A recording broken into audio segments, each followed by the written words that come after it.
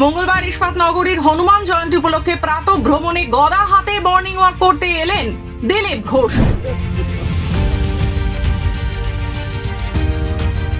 Morning ওয়াকের পর সাংবাদিকদের মুখোমুখি হয়ে রাজ্যের শাসক দলের দুর্নীতি প্রসঙ্গে সরব হন তিনি।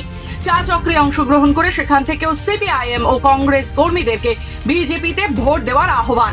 গতকালের ঝামেলার প্রসঙ্গ, তৃণমূল পার্টি অফিসে তালা ঝুলিয়ে দেওয়া সহ মুখ্যমন্ত্রীকে ডুবে মরার নিদানও দেন দিলীপ ঘোষ।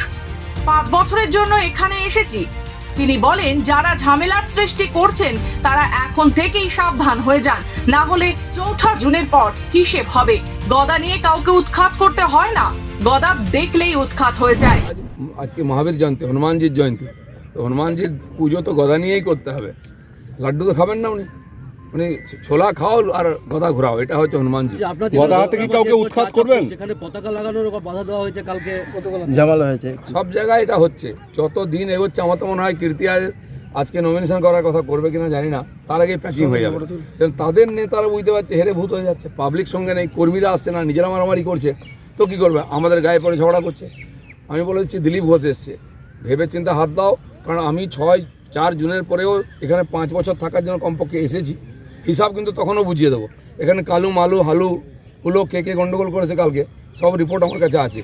আমি বলছি এখনও সময় আছে, যদি গন্ডগোল দ্বিতীয়বার করেছো কিন্তু হিসাব হবে। বলছি গদা হাতে কি কাউকে উৎখাত করবেন? উৎখাত করার দরকার নেই, দেখলেই হয়ে যায় উৎখাত। তারপরেই দিলীপ ঘোষ বলেন, মমতা বন্দ্যোপাধ্যায় এবং অভিষেক বন্দ্যোপাধ্যায়কে নাম না করে আক্রমণ করলেন। যারা সারা দেশের সন্ত্রাসবাদীকে জায়গা দিয়েছে, সন্ত্রাসবাদীদের নিয়ে যারা ঘুরে বেড়ায়, শাহজাহানের মতো সন্ত্রাসবাদীকে কে পুষছে, তাদেরকে আবার কে মারবে? সেরকম নির্বাচন কমিশন যদি ওনাকে জিতিয়ে দেয়, নির্বাচন কমিশন ঠিক আছে, নালে ভুল আছে। সিবিআই, ইডি, এনআইএ সব কেন্দ্রের হয়ে যাচ্ছে। যখন ওনার লোকেরা চুরি করছে, খুন করছে, ডাকাতি করছে, তার বিরুদ্ধে ব্যবস্থা নেই সবাই বিরুদ্ধে।